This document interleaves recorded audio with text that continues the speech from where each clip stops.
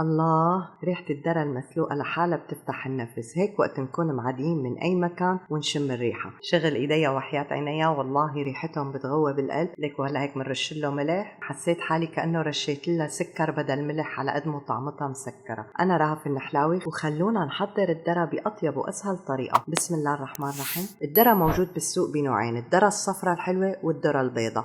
والله الاثنين طيبين، اللي بتلاقيه بطريقة جيبي. أنا الدرة الموجودة عندي اليوم هي الدرة الصفراء الحلوة. نحن بنحاول ننقيها إنها ما تكون كتير كبيرة ولا تكون كتير صغيرة، يعني مقاس العرنوس يكون وسطي. أول خطوة نحن بنحاول ننظفها، بنشيل الورق وبيكون في عليها هيك مثل الشعر، هذا كله بنحاول ننظفه هيك بهالطريقة هي. وهلا بكمل كمالتي الكمية بنفس الطريقة.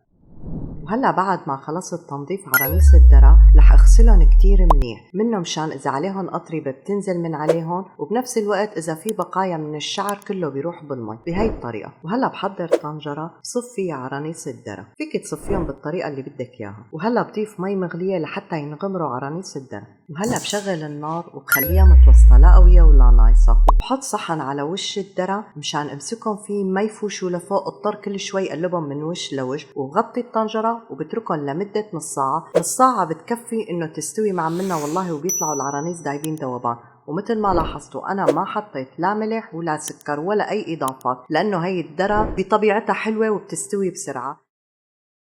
وهلا بعد ما عدى من الوقت نص ساعة بفتح الطنجرة مشان شوف العرانيس إذا استووا ولا لا. الله على الريحة، والله ريحتهم بتغوى بالقلب. بمسك العرنوس بهي الطريقة وبهرس على الحبة بإيدي بشوفها إذا استوت ولا لا. وهلا بما أنهم استووا أنا حطلعهم على الصينية يلي محضرتها. أنت إذا لقيتيهم لسه بحاجة شوية وقت ممكن تتركيهم كمان 5 دقايق أو 10 دقايق حسب ما تختبري العرنوس. وهلا وصلنا للحظة الحاسمة، لحظة إنه ندوق. شغل إيديا وحياة عينيا والله ريحتهم بتغوى بالقلب. حسيت حالي كأنه رشيت لها سكر بدل ملح على قد ما طعمتها مسكرة. وإن شاء الله صحة وهنا. ولا تنسوا تشتركوا بالقناة وتفعلوا الجرس حتى يصلكم كل شي جديد. سلام.